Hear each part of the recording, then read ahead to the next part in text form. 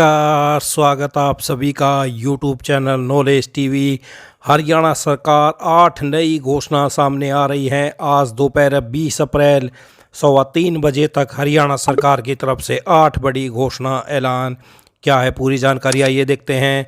हरियाणा की सबसे तेज़ सबसे सटीक जानकारी के लिए यूट्यूब चैनल नॉलेज टीवी को सब्सक्राइब जरूर कर लें। चैनल पर पहली बार आए हैं तो चलिए देखते हैं। आज 20 अप्रैल रविवार 8 बड़ी खबरें, घोषणा ऐलान। पहली बड़ी घोषणा, सह परिवर्तन प्रभार उस शुल्क को कहते हैं जो किसी संपत्ति के उपयोग को बदलने के लिए सरकार को देना पड़ता है।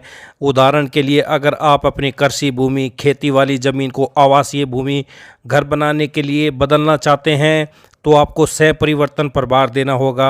इसी तरह कृषि भूमि के औद्योगिक या वाणिज्यिक भूमि में बदलने पर सह परिवर्तन प्रभार देना होगा। पूरे प्रदेश में भूमि के प्रकार, क्षेत्रफल और उपयोग के परिवर्तन के आधार पर अलग अलग सह परिवर्तन प्रभार निर्धारित किया गया है। तो अब बड़ी अपडेट सामने ये आ रही है कि गरीबों के लिए सस्ते आवास बनाने को नहीं देना पड़ेगा बदलाव शुल्क। दीनदयाल जन आवास योजना के तहत स्वीकृत प्लाटेड आवासीय कॉलोनियों को मिलेगी छूट। तो हरियाणा में दीनदयाल जन आवास योजना के तहत स्वीकृत प्लाटेड आवासीय कॉलोनियां विकसित करने के लिए बिल्डरों और कॉलोनाइजरों को कोई बदलाव शुल्क, कन्वर्जन चार्ज नहीं देना होगा। इसी तरह औद्योगिक रूप से पिछड़े क्षेत्रों में खाद्य प्रसंस्करण इकाइयों और सूक्ष्म लघु एवं मध्यम उद्योगों को सिर्फ 50% शुल्क देना पड़ेगा। तो ये हरियाणा सरकार की तरफ से बड़ी योजना, बड़ा बदलाव। आइए अगली बड़ी घोषणा देखते हैं। हरियाणा में ग्रुप सी और डी की भर्तियों के लिए सीईटी की कवायद में लगी प्रदेश सरकार ने अब ग्रुप सी और डी पदों की सीधी भर्ती के लिए नए नियम बनाने का मंथन शुरू कर दिया है। मुख्यमंत्री नायब सैनी की अध्यक्षता में 5 मई को होने वाली मंत्रिमंडल की बैठक में इन नियमों की मंजूरी ली जाएगी। पंजाब एवं हरियाणा हाईकोर्ट ने भर्ती नियम बनाने के निर्देश दिए थे। नई सीईटी से पहले इन नियमों को सरकार की मंजूरी के बाद अधिसूचित किया जाएगा। इन नियमों को हरियाणा कर्मचारी चयन आयोग भर्ती प्रक्रिया नियम 2025 कहा जाएगा।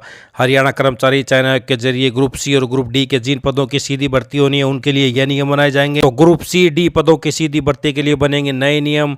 सीईटी परीक्षा से पहले मंजूरी देगी सरकार। 5 मई को मंत्रिमंडल की बैठक में लाया जाएगा प्रस्ताव। आइए अगली बड़ी घोषणा देखते हैं। डिस्टेंस लर्निंग के माध्यम से डिग्री पाने वाले देश भर के छात्रों के लिए पंजाब हरियाणा हाईकोर्ट ने अहम आदेश जारी किया है। हाईकोर्ट ने महत्वपूर्ण आदेश में कहा है कि डिस्टेंस लर्निंग के माध्यम से प्राप्त शैक्षणिक योग्यताएं, चाहे वह डीम्ड यूनिवर्सिटी, प्राइवेट संस्थान या स्टेट यूनिवर्सिटी से क्यों न हो, वैध मानी जाएंगी। हालांकि कोर्ट ने यह भी स्पष्ट किया है कि ऐसी डिग्रियों का सत्यापन संबंधित सरकारी विभाग या विश्वविद्यालय अनुदान आयोग द्वारा किया जाना आवश्यक होगा। तो डिस्टेंस लर्निंग के जरिए प्राप्त शैक्षणिक योग्यताएं वैध। तो ये बड़ी अपडेट। आइए अगली बड़ी घोषणा देखते हैं। प्रदेश के गांव में अब बिजली सप्लाई का समय बदल गया है। हिसार और दिल्ली जोन के लिए दक्षिण हरियाणा बिजली वितरण निगम ने नया शेड्यूल जारी किया है। ग्रामीणों को दोपहर और रात को बिजली दी जाएगी। नया शेड्यूल जारी होने के बाद कांग्रेस के वरिष्ठ नेता रणदीप सुरजेवाला ने अपने एक्स अकाउंट पर सरकार को घेरते हुए लू के मौसम में हरियाणा के लोगों को बहाल करने की बात कही है। साथ ही भाजपा सरकार पर एयर कंडीशन में सुस्ताने का आरोप लगाया है। बिजली निगम की तरफ से गर्मी बढ़ने के साथ ही दिन रात के समय लोगों को दिक्कत ना हो, इसे देखते हुए नया शेड्यूल बनाया गया है। हिसार जोन में दोपहर 12 बजे से शाम 4:30 बजे तक बिजली आएगी।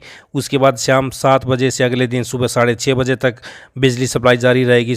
सुबह 6:30 से दोपहर 12 बजे तक और शाम 4:30 से 7 बजे तक 8 घंटे का कट ग्रामीणों को झेलना पड़ेगा। तो ये हिसार जोन से बड़ी अपडेट। ग्रामीण क्षेत्रों में अब 16 घंटे मिलेगी बिजली। तो दिल्ली जोन में भी जो जिले पड़ते हैं वहाँ भी 16 घंटे बिजली दी जाएगी। तो ये बड़ी अपडेट। आइए अगली बड़ी घोषणा देखते हैं। डीसी ने बताया कि अक्षय तृतीया के अवसर पर 30 अप्रैल को विवाह करवाने वाले पुजारियों के 5 सरपंच, नंबरदार, शहरों में नगर पार्षदों, सामुदायिक केंद्र, सार्वजनिक भवन, बैंकेट हॉल, मैरिज पैलेस, धर्मशाला इत्यादि के मालिक, प्रभारियों, कार्ड प्रिंटिंग, फोटोग्राफर, बैंड बाजा, टेंट हाउस आदि के संचालकों को निर्देश दिए कि वे अपने क्षेत्र में आयोजित होने वाले विवाह समारोह के संबंध में पहले से दूल्हा दुल्हन के आयु प्रमाण पत्रों की जाँच कर लें।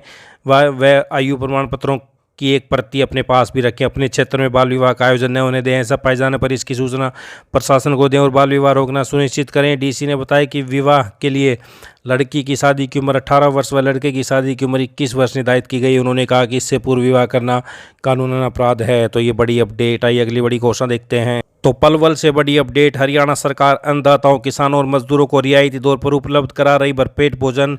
खेल मंत्री ने पलवल स्थित अनाज मंडी में किया अटल किसान मजदूर कैंटीन का शुभारंभ। कैंटीन में किसानों और मजदूरों को 10 रुपये में मिलेगा भरपेट भोजन। सरकार प्रति प्लेट देगी 15 रुपये अनुदान। किसानों एवं मजदूरों को कैंटीन में प्रातः 10 से दोपहर 3 बजे तक सस्ती दरों पर मिलेगा शुद्ध भोजन। खेल मंत्री ने स्वयं खुद चक्कर लिया कैंटीन के भोजन की गुणवत्ता और शुद्धता का जायजा। तो ये बड़ी अपडेट। आइए अगली बड़ी घोषणा देखते हैं। मुख्यमंत्री ने पंचकुला को दी अनेक सौगात। घग्गर नदी पर 50 करोड़ से बने पुल का उद्घाटन। राष्ट्रीय राजमार्ग 5, 7 और 152 से होगा सीधा संपर्क। सेक्टर 28 व 31 में 4 करोड़ 64 लाख से अधिक की लागत से 2 डिस्पेंसरियों के भवनों का शिलान्यास। बरवाला के गांव कनौली में 74 लाख से अधिक की लागत से ग्राम सचिवालय का शिलान्यास। तो ये बड़ी घोषणा दोपहर 3:15 बजे तक सभी हरियाणा वासियों के लिए। पल पल की जानकारी के लिए यूट्यूब चैनल नॉलेज टीवी को सब्सक्राइब जरूर कर ले, घंटी का बटन जरूर दबाएं ताकि अगली वीडियो का नोटिफिकेशन आपके पास जल्दी पहुंच सके। तो इस अपडेट में इतना ही। चैनल को सब्सक्राइब करना ना भूलें। धन्यवाद।